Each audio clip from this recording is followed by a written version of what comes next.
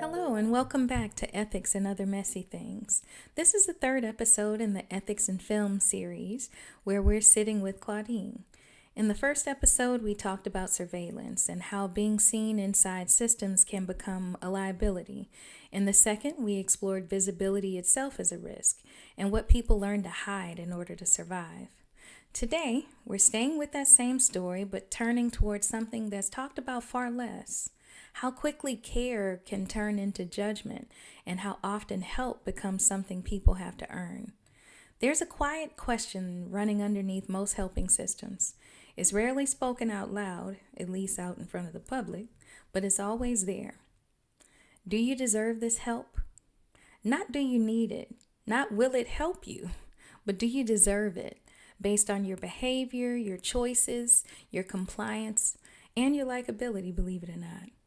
This question becomes clearer as we keep sitting with Claudine, not as a single rule or policy, but as a tone, a posture, if you will, a way the system looks at people before it decides what it will allow them to have.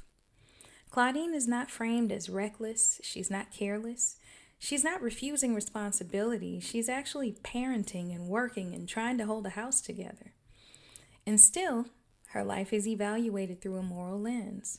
Her relationships, her decisions, her desire for partnership even, not as neutral facts about her life, but as indicators of her worth.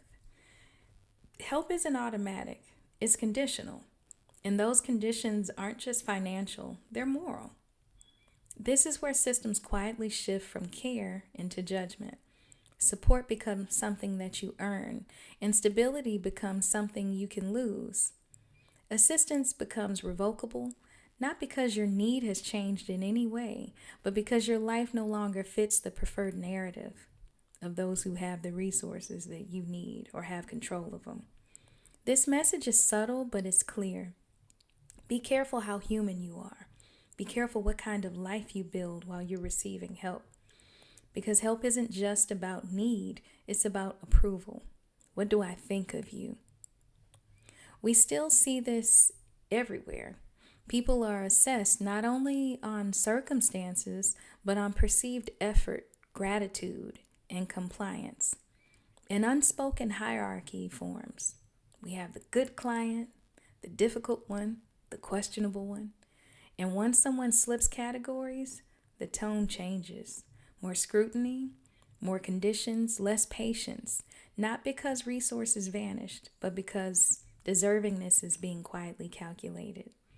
The problem with deservingness is that it turns help into a test, and most people don't fail because they don't need help. They fail because they're human under pressure. We all are if we're honest about it. But this is why visibility can become risky, because once your life is fully visible, once anybody's life is fully visible, it's not just seen, it's judged. And judgment has consequences when you're in need of resources. So people adapt. They soften the truth. They perform stability. They shrink themselves to fit what the system can tolerate. Not to manipulate, but to survive. A system that asks who deserves help will always end up withholding care from people who need it the most, because need doesn't arrive clean, and survival doesn't look polite. And maybe the ethical work isn't about better screening or tighter conditions. Maybe it's actually about asking a harder question. What would it look like to offer support without moralizing the person receiving it? Because care that depends on judgment, it's not really care. It's control wearing a softer name. So remember, there are no easy answers, only better questions and better guardrails. I'll see you on the next one.